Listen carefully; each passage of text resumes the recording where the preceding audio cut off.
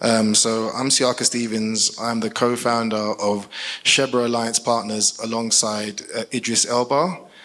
Sherbro Alliance Partners is the development company behind the Sherbro Island City vision in West Africa. I'll be brief in my background. So my grandfather was the former president of Sierra Leone. I have his name actually, Siaka Stevens. I spent the majority, even though I was born in Sierra Leone, I spent the majority of my life in the UK. I went back to Sierra Leone in 2015 looking at kind of opportunities, and I was a bit disheartened to find the state of the country. It's been one of the poorest countries in the world for the last 30 years. Lack of investment, lack of infrastructure, lots of marginalized groups like women, youth, and I thought I'm not a fan of the current development model based on aid. I've always been an entrepreneur, and I do believe entrepreneurship creates the necessary change that we need to move the continent forward. So I stumbled upon Sherbro Island City. So Sherbro Island City is a 600 square kilometer island off the coast of Sierra Leone. There was an article on it being the forgotten island. It has a population of 40,000 people. Sorry, I forgot. Yeah, 40,000 people. And I've just been a fan of geopolitics my whole life, and I've not got a background in economists, being an economist or anything like that, but I had a fascination with the development of countries in Asia, Singapore, China, and South Korea, and recently Dubai and Rwanda. I'll focus more on the Dubai model because I've been there, I spend a lot of time there, and I think they've got it really. They are what we see in terms of the growth, how to get companies, businesses, human capital to get to a jurisdiction, and you can see transformative change. So what we've created with Sherbro, we looked at the reasons why people do not invest in Africa. That's what we focused on as a priority. How do we overcome them to build a platform for make it a comfortable home for private investors, human capital, the locals that work there. So the milestones of the project, I've started the project in 2015. I partnered with Idris Elba in 2018 to form SAP. We signed an MOU with the government of Sierra Leone in 2019. Then crucially, we signed the investment framework agreement in 2022. We've got partnerships MOU with Octopus Energy, the biggest renewable company in the UK, and Lloyd's of London, biggest reinsurance broker in the world. We've done some pre-feasibility work with various world-class consultants, which I'll touch on later, and a detailed economic study with Frost & Sullivan. And more importantly, I got news yesterday that the Parliament of Sierra Leone will be ratifying our agreement on Thursday. So that is huge news. I think we're all aware of the problems in Africa. We've got investment and urbanization challenges, structural barriers, weak governance, financing gaps. And for me, one of the most important things is our youth. I get so saddened when I see people, young, talented people, wanting to leave the continent. It frustrates me. And they're looking for economic opportunities. That is all. Even our parents and a lot of our relatives that have left Africa, it's because of economic opportunities. And if our governments or our countries provided those, we will still be in the continent. And the majority of our talent is in the diaspora. So there's also, which is interesting, and most people don't cover this, but there's a growing middle class and upper class in, I'm going to say, Africa that's growing, and there's an unmet lifestyle demand that needs to be addressed. There's a regional void as well in terms of world-class tourism and innovation. I see a lot of people from Africa in Dubai having a great time. Okay, on to the next step. So with that, we look at the opportunity. Sorry about the slide. So we know the urban growth population is 1.5 billion today, rising to 2.5 billion in 2050, and 80% of those will live in urban areas. And our diaspora potential is huge. There are 200 million people of African descent that live outside of the continent. People don't realize this, but the majority of our diaspora is actually in Brazil. And there's also 100 billion opportunity in terms of tourism, logistics, infrastructure, and sustainability in West Africa for the middle and upper classes. And this came from our Frost & Sullivan economic survey of the project. Strategically, Sierra Leone is an English-speaking country. It's on GMT time zone, and we have the winter sun. And it's actually the 8th safest country in Africa. So we're quite a peaceful nation in general. We have a small population of 8 million people.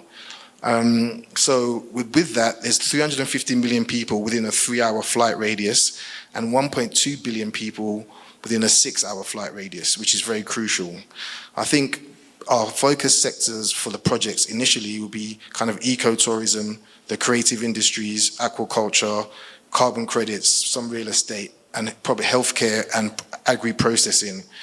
We're climately aligned in terms of diaspora housing, ecotourism, and also the carbon markets, and importantly, green infrastructure. We have basically a greenfield site with a small population in comparison to its size, and it could be a blueprint for sustainable city building for the near future. So importantly, I will get on to the legal framework. So for me, governance is crucial. Governance guides a city's economic trajectory as the master plan guides its kind of development, roads, etc. So our project is a governance-focused project. The city is the end result of good governance and good laws and good regulations. So we have formed a unique public-private partnership with the government of Sierra Leone.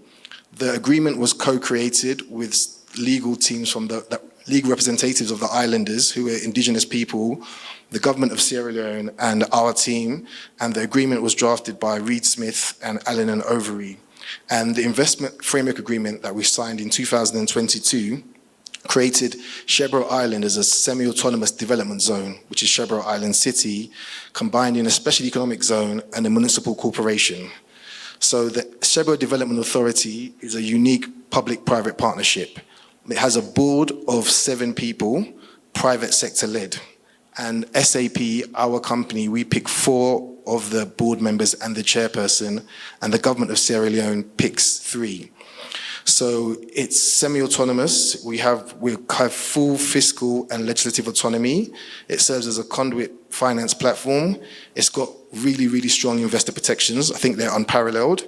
It's transparent and aligned municipal governance, and it's very adaptive. So it's kind of like a legally ring-fenced area of the country to foster sustainable investment-led growth. And the comparison I can give is with Hong Kong and China in the early 80s. Hong Kong is a special administrative region of the People's Republic of China. So Sherbro is, in essence, the same thing in Sierra Leone. So we have tax exemptions, duty waivers, fiscal incentives, import and export freedom from the mainland. So the SDA is basically, the Sherbro Development Authority is basically a special purpose, semi-autonomous, public-private entity embedded within a charter city SEZ model. It combines good governance and economic development, foreign investment, and special laws and powers efficiently. And it functions as a kind of regional government embedded within a state, optimized for investment and innovation. So this is the next slide, is the structure, or proposed structure of the Sherbro Development Authority. So on the left-hand side, you have the SDA. Sherbro Alliance Partners, our company, we pick 4 of the board members and the chairperson from the private sector. The government of Sierra Leone, actually the president, he appoints 3 people. That forms the governing board. Underneath that, you have the Sherbro Development Authority, your public-private partnership, regional government, laws, regulations, and the enabling environment creator. So the governing board of the Sherbro Development Authority will choose exactly where this authority is domiciled, and they will decide whether it's for-profit, not-for-profit, or certain elements of it is a mixture. So underneath that, you have a C-suite. They'll nominate a CEO, CFO, department heads, and field support staff, normal function of a municipal government structure. Now, crucially, attached to that is the Sherbro Community Trust. So all the land vested in Sherbro is under the Community Trust. SAP have exclusive development rights within that zone to all the major sectors. But the reason for this structure is to make sure the community, which has a full say in the oversight and development of Sherbro Island. And that community trust has a board, which are 3 of the chiefs, the permanent members, and 3 non-permanent members. So they will be involved in all the development and have a say in what goes on the island. Alongside that is Sherbro Alliance Partners, strictly commercial entity. External investors, we have exclusive rights to 15 major sectors within Sherbro Island. The Development Authority also has a local police force, and something crucial what we have embedded in the agreement is expansion rights. So as an entity, you can set up in the development zone, Sherbro Island, but you can also trade within Sierra Leone, and you're covered under the same laws of Sherbro Island. So we have expansion rights built in. And we have some of the most robust investor protections that there are. It's governed by English common law, ICC, international arbitration, waiver of sovereign immunity by the government of Sierra Leone, no foreign exchange controls, protection from expropriation, you name it, it's built in to protect investors. I love my country, but our government is not the most reliable partner in the world. So that's the structure of the Sherbro Development Authority. So we have invested 6 million already from the co-founders in this project to get us to this stage. And as I said, we're due to be ratified on Thursday. So we're looking for 10 million in terms of catalytic funding to move to the next stage to unlock the enabling environment. So there's, as I said, SAP, we have 15, we have rights, exclusive rights in 15 key sectors. So I think the breakdown of the funding is the first 6 months.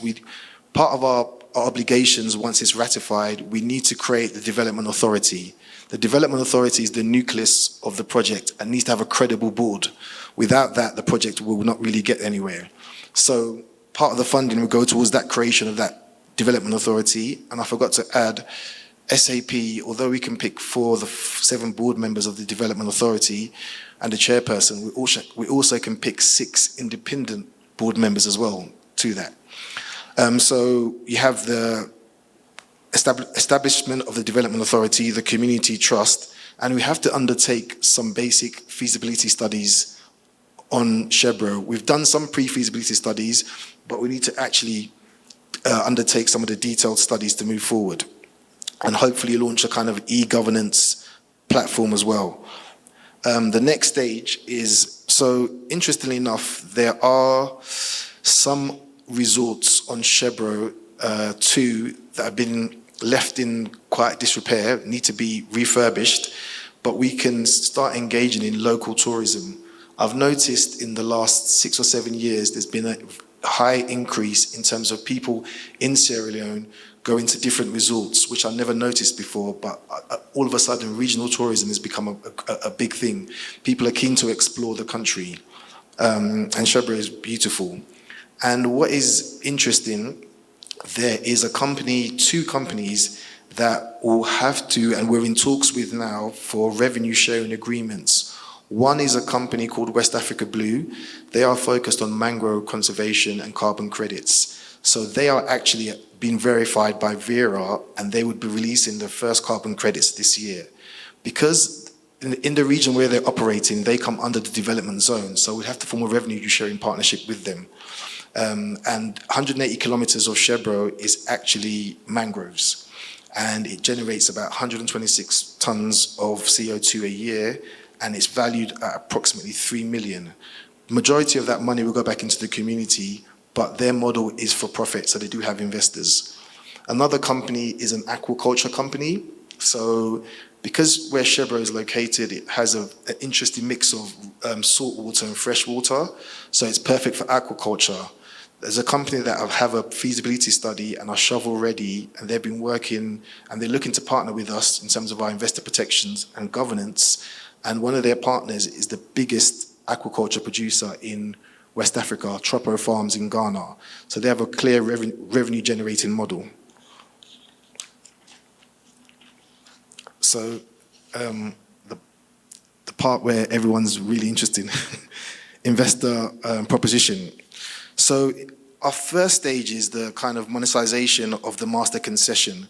So eventually, we will have sector-led investors, but at this stage, if anyone commits to the project with us, they will help us in terms of guiding the kind of development path of Sherbro, but also they will be invested in the holding company at the moment. So you have first mover rights in terms of high growth sectors, embedded options, carbon credits, smart infrastructure, tourism, cultural IP exploitation, and there's impact and long-term alignment with ESG mandates.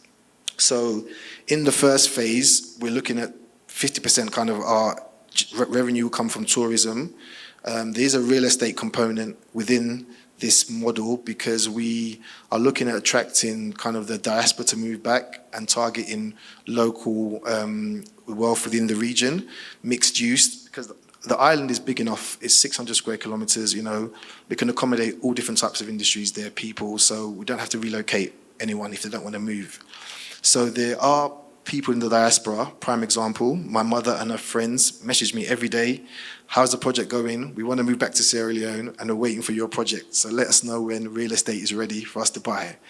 So there's a nice cultural element of people moving back, buying holiday homes initially in the first phase. So there are other industries like media and entertainment. I host events and festivals in Sierra Leone. My business partner is very well known in this industry. So we're looking at creating a creative hub, technical college, alongside what we're doing.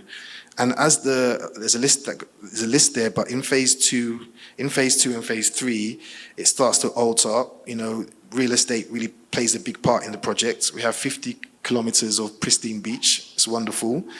So this is the kind of phased approach, and we're hoping that in the future there'll be a similar breakdown in what we achieve, which will be similar to this. So it's very difficult to give economic projections for Sherbro or cash flow because we're not generating any cash at the moment. But I envisage that a 15-year timeline, the capex for this project will be 400 million. And in the initial first phase, you know, we've invested 6 million already. We're looking at this catalytic phase for 10 million. And then there'll be another equity round probably for investors straight after, because I envisage once we raise the first set of funding, the funding for this project will never stop, you know. So there will be grants and concessionary support. Because of the nature of Sherbro and the natural assets that are there, it's green, environmentally friendly. We do envisage and are talking to people in terms of grant funding, and there will be hopefully some institutional partners that will invest long-term in debt. So the capex for this category is land acquisition. We have to formalize a land acquisition model with the community trust. My preference is once ratification happens, we take a long-term lease of the floating lease of the island. Most of the money, as you can imagine, will go into infrastructure. There's financing costs, developer fees, and contingency costs. So in terms of the return scenarios, we're looking at 1 to 5 years, probably 2.5x. There's early revenue within the SEZ and tourism and carbon credits. And then if you look at the kind of 3 to 10 year horizon, there's equity appreciation in the SPVs and the holdco. There's also carbon credits upside, sorry, that figure's wrong. And the buyback option within 5 to 7 years, because we do envisage large scale investors or development banks or maybe sovereign wealth funds coming in at a later date. And also there's land appreciation. As I mentioned, we have 600 square kilometers. Okay, one of the most interesting things in the last 10, I think 3 or 4 years was how important Bonth is on Sherbro Island. So Bonth is actually an historical town. Slavery, it was a former British colony and slave hub. Those buildings actually still exist, not in that state, but they still exist on the island. So that becomes your pilot project and gateway into the island. So it's not a complete greenfield site. It's in a strategic location. Sherbro is really close. The north part of Sherbro is really close to the mainland. So it makes sense in terms of the proximity for logistics and transportation. There's already basic infrastructure there, as you can see, although it's not the greatest, but it's a starting point. And there's water and sanitation systems that are already in place. Most importantly, there's actually an electricity infrastructure grid that can be upgraded, and Octopus Energy, our partners in the project, are building wind farms on Sherbro at about a 1.5 million to 2 million cost on their balance sheets. Now, the wind farms that they will build in Bonth will be able to supply 24-hour electricity to that whole town, and that is due to be completed by the end of the year. The only reason that project is stalled is because our SEZ and our zone is not ready, so they have to go through the normal government protocol, which is slowing things down. But that has been going on for 2 years, and they have a plan ready, and the wind farm should be up by the end of the year. There's also a basic road network and health facilities, and more importantly, there's an airfield. So the airfield was built by the Brits during World War II, and it needs to be refurbished and extended, because one of the disadvantages of the location is that it's not close to the main airport. It's a 5-hour ferry boat ride and a 5-hour journey by road with a 30-minute boat ride. But interestingly enough, it's actually a 30-minute plane journey. And one of our priorities is refurbishing that airstrip. We have a wonderful new airport in Freetown built by Sumo Group 4 years ago, which hopefully will be able to take flights to Sherbro in 30 minutes. So technically, we're circumventing the whole of Sierra Leone. So, no, I think I'm on the last few slides, sorry, okay. So, last slide, okay, sorry. Just inclusion, impact. Obviously, the priority is the people of Sherbro, and we're all aligned with the strategic goals, SDGs, 300,000 indirect jobs created by the project. There's the community trust in there, inclusive for women, children, all marginalized groups. Quickly, in terms of the risks, there's political delays, but our investment's been ratified now. Infrastructure, phased approach, investor confidence and perception, skilled labor shortage. I think our priority is going to be tourism, because unskilled labor, we have 8 million people in Sierra Leone, and the tourism market is, tourism labor, 2/3 of tourism is unskilled. So I think, that's it. I'll put the next slide up because it's just our partners that I've been working with, Octopus, Lloyds, law firm Reed Smith Sasaki. So I think that's it. So the key ask is 10 million. So you're basically Africa's first investor-led protected eco-city built on unique governance model and a special economic zone. We're raising 10 million in catalytical funding to help finalize feasibility studies and operationalize the development authority, debt equity blend or convertible notes. It's more than just a city, it's a governance innovation, and it can be replicated throughout the continent, and led by Siaka Stevens and Idris Elba, global visibility with deep local trust, and backed by the government of Sierra Leone, because they're our partners. So that's it. Okay. Thank you very much. Friends, please forgive me. Did one of you have a chance to speak with Siaka before we got here? Was that you, Nasra? Yes. Would you like to start the discussion on what you felt were the strengths and weaknesses and what you'd like to see more of? Particularly, if you have a view on, what is with somebody pointing up at 10 million, who that might be, or what needs to be done further to attract that? Thank you.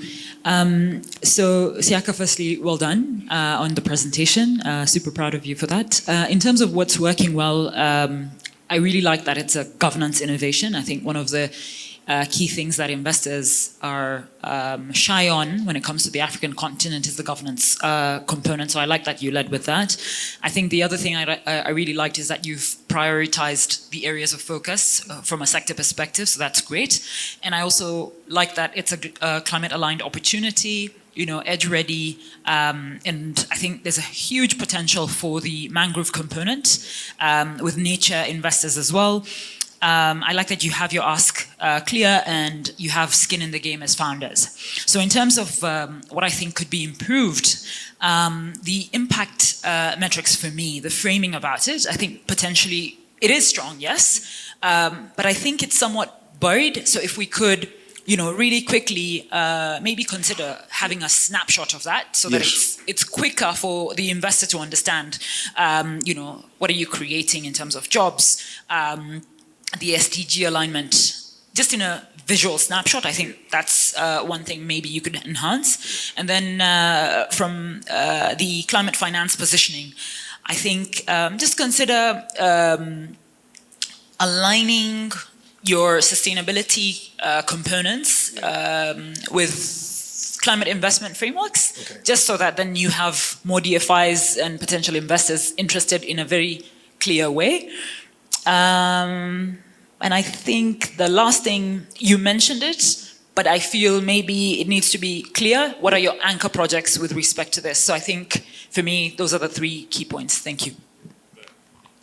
The thing that was unclear to me kind of until the end is what the return mechanism is. I think I would really center that. I also think you kind of buried the lead with the town bond, because that allows you to sidestep a lot of the capital requirements that typically come with the cold start. So my reaction through most of the presentation was like, well, this sounds nice, but $10 million, you're not going to get anywhere. Yeah. And then you kind of get to the end and you tell us, no, well, actually it's feasible because we're talking about refurbishment, not construction from scratch. Overall, I really applaud all the work that you've done on structuring the governance, moving the process through the government. I think it's useful and important to have that information included in the presentation because it makes the opportunity seem more unique. You know, it shows an investor that if they choose not to invest with you, they'll have a difficult time finding something that's similarly advanced. I would love to have more of a focus on how you'll be generating revenue. So like as an urban planner, I find myself asking like, okay, who owns the land? You know, it's great that this town exists, but surely you don't own the town, right? So how will you manage the land side? How will you monetize that? Because the real returns here aren't going to be, selling pina coladas to people from Sierra Leone. It's going to be the increase in land value that comes, and so focusing the strategy around that, I think, would be something that would de-risk it for me,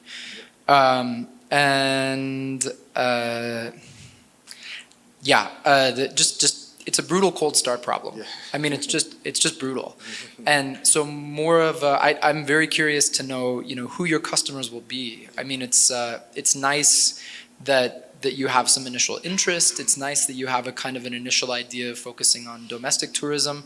You've got 40,000 people who are living there. I know that they're in poverty, but they can also be a customer base.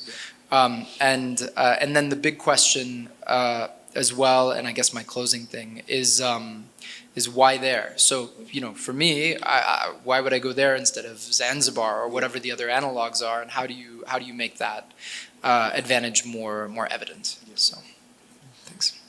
Vivek shall answer. Okay, so firstly, regarding the community, so our obligations, we've been doing philanthropy on Sherbro for the last 5-6 years since the project, but our key priorities are kind of retraining the local population. When you talk about building a city, you need a workforce for the city. And especially if we're talking about tourism and hospitality as initial drivers, so retraining the locals and also technical schools. Idris is very keen on building a film studio there with a technical college attached. There's also something that is of interest. We were contacted by a group in America called the Stevens Group, and because of the ecological sensitivities of Sherbro Island, they are keen to raise money through institutions to build a college where scholars from all over the world can go there and do some studying on the nature of mangroves preservation. So those are some of the things that are in conversations. The main thing we've been waiting for is ratification. So in terms of the land, so we actually, in our agreement, we have the right of eminent domain. So we can actually take land if it's deemed as a priority. We actually we would hold the master lease of Sherbro Island, and the fee we would pay for it initially would be at a very nominal value, fair market value. And as appreciation happens, the investors will actually receive some of that value in terms of land appreciation, but also the system that we've built makes sure some of it goes back to the community. And there's a development fund built into the structure of the SDA that focuses on programs such as refurbishing schools, hospitals. So the communities are a key part in the project. Now, in terms of who's our target demographic, I look at the African diaspora. 1 million people visit Ghana every December, as it stands at the moment, and it's growing in Nigeria as well. So we have a huge influx of people of African descent that live outside that are now looking to come back to the continent. Afrobeats is very popular. Entertainment is very popular. So making Sherbro, creating a kind of entertainment-focused tourism is crucial to the planning. And I think myself and Idris, with our network, that is something we're going to focus on, because that brings people there. Even if I do a festival on Sherbro, I can bring 4,000 people there. Once they're there, they see the beauty of Sherbro. I can then sell them real estate or anything else, collect their data. So we can do things around that. There's different kind of concepts that I've thought about how to get people to Sherbro that are not traditional. And there's a country called Malta in Europe. They adopted this policy. In the last 10 years, they shifted their tourism demographic from 60 years plus to focusing on events. So they got promoters from event organizers from Europe to host events in Malta. They subsidized them. They completely changed their demographic. And once you're there, it's a beautiful country. So there's various different unique strategies that we can adopt for Sherbro that I'm keen to look at. A lot of work's gone into creating a framework, a very well-developed and well thought-out framework. But there's still a leap of faith, right? As financiers, what do you need to see? Or are you $10 million, Mohammed, from, go on. All right, thank you. Siaka Stevens, very interesting pitch out there. The key pointers in terms of where I see the opportunities, of course, where you highlighted the strong governance framework, that will really give kind of trust and confidence to DFIs. And then, of course, the aspects of the sustainability green, just like what Nasra, I'm not surprised, she's I've been a champion in that space. So, but as a DFI, most especially Shelter Africa Development Bank, which the core mandate of the institution is financing affordable housing and urban development across Africa. It's been owned by 44 African governments, including Sierra Leone is a key member country, and also the African Development Bank and other institutions. So one key area that probably would like to see in your pitch is that aspect of affordability. For us, the focus being a DFI is, of course, how is it going to be affordable to, the majority of the market. Of course, as you had mentioned, the key area of interest is diaspora. But then there has to be a clear kind of understanding if it's affordable, to the end user. Is it also feasible to the supply side? So sometimes there is a mismatch. So because for us, we look at it as if you say that, okay, you're developing mixed use housing for, the middle income to an extent, but then is it aligned to their income? And then is it feasible to the, realities of the market? So that was why some years back, 2021, Shelter Africa developed the first ever housing affordability calculator, because we felt this understanding of affordability is a bit vague. People just use kind of non-clear kind of understanding of what is affordability. So we'd like to see that in that context. And then the other aspect probably is to align this project to some regional, engagement. We are having the Africa Free Continental Trade Agreement. Is there a way, though this is a tourism anchored engagement, is there a way in terms of it will enhance regional integration, in terms of, enhancing trade investment between, but not only Sherbro, not only Sierra Leone, but other, neighboring countries. There's ECOWAS in West Africa, which, of course, so if that can be captured well. I think I forgot to mention, you're right. So the development authorities actually allows to get into international agreements with ECOWAS. That's built into the agreement as well.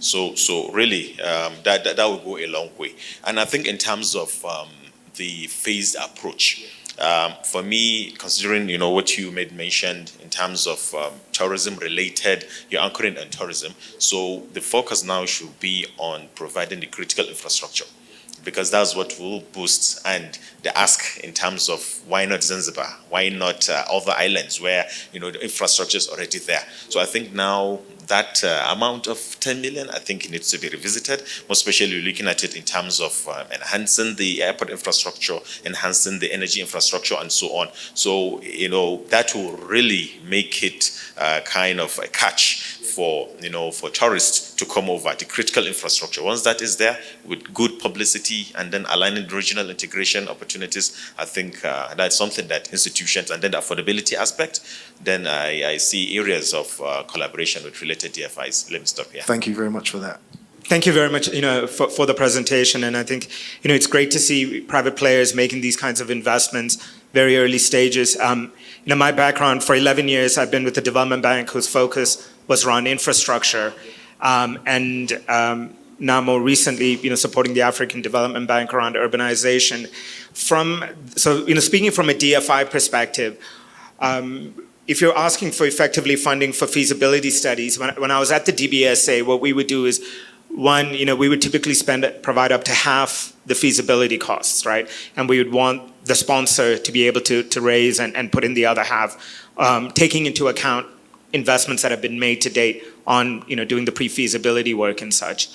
Having said that, though, where that kind of funding, typically from DFIs that I'm, and knowing the various African DFIs that we worked with, their focus tends to be around core infrastructure and other national priorities, even if it's being delivered by a private entity. So to get, $10 million for effectively feasibility funding and development funding for those types of projects, it's doable. We put ourselves $5 million into a hydro project, actually in Sierra Leone as well. It didn't, progress, but we did put money into something like that, and it was with, the private developers and other DFIs as well. But the reality, I think, is this type of project, by the vast majority of DFIs, is going to be seen as a private benefit, because it's going to be seen as a tourism, real estate type play, and to the point that Mohammed made, not necessarily affordable housing, right? If it was core affordable housing, that is something I know at DBSA, and I'm sure at AFDB and others would support as well. I know they're looking for around student accommodation, purpose-built student accommodation, those types of projects. So I do believe it's going to be difficult to get even half the funding, for instance, from a DFI. And so the heavy lifting is going to have to be done more by private players, players that, that see the opportunity. And exactly as you're saying, it's an opportunity to tap into growth both in that country and in the region. And you've got a diaspora, and I think you almost have to source funding from those types of entities to make that investment. Unfortunately, a lot of DFIs are actually pretty risk averse. And you probably see that. Yeah. And so, there's a ton of information that we're looking for in order to be able to even write that check for the feasibility funding. So maybe where there is an opportunity is to take a look at all the specific infrastructure elements. You spoke about Octopus, the focus on energy sources, renewables. You're going to need other bulk infrastructure around water and sanitation, roads, and maybe even the transport to get into the island as well, right? For instance, we were looking at a ferry project for Zanzibar. I just heard Zanzibar before, it was something that DBSA was looking at and others. So, maybe there are those types of elements, but, and those infrastructure elements, I think packaged together, we could probably make a storyline to get feasibility funding for. The challenge is going to be, though, I'm just being open with you, the question is going to be, if I'm a DFI and I'm making this kind of an investment early stage in Sierra Leone, is it best to do it for Sherbro or to Freetown itself, and to make sure that Freetown, and I know it doesn't have to be either or, but if that's how they're thinking about it, and this is going to be their first investment, it's going to be difficult for them to sell it to their board, for this type of investment. So that's going to be the other challenge. So on that point, if I may ask, and then please think of one question that you will ask them. We are at 40 minutes, we should wrap up. How much of that work on, where the viability of the big 400 million funding that's going to be required, the partnership with a well-heeled private investor or a group of investors, how much of that needs to be available now to get access to the technical assistance? Yeah, So effectively, my understanding is the pre-feasibility study has been done by very credible entities, right? So that pre-feasibility study already should have enough information so that, you have to be able to look past the detailed feasibility to be able to say the pre-feasibility alone should have a financial model that unpacks where the revenue sources are coming from. Is it, what are the underlying assumptions behind it? And is it enough to give an investor down the line the type of, either equity IRR or debt return that they're looking for? So that information should be available now, because otherwise you're not going to get the 10 million investment either. Yeah, just around the kind of affordable housing. It's very interesting. So I said we have 40,000 people there. So, and in terms of accommodation, we're keen to build technical colleges for students to learn on Sherbro. So this is actually my first pitch. So, and I'm new to this space. So we have a team, but we're looking to kind of model. We have a magic ball in terms of what we created, the governance system. So why, for me, this project is about partnerships is, as you guys have seen, you can see opportunities that you can help say, listen guys, you need to frame it more like this and frame it more like this, because then you will tick some boxes that will get the conversations to move forward. So I think your input has been valid, and I always said, like, it's a huge island, 600 square kilometers, so we can do a lot there. Technical colleges, hospitality, healthcare. We have basically a greenfield site to do something unique. So I appreciate your input and value, and would love to connect with you and have further conversations.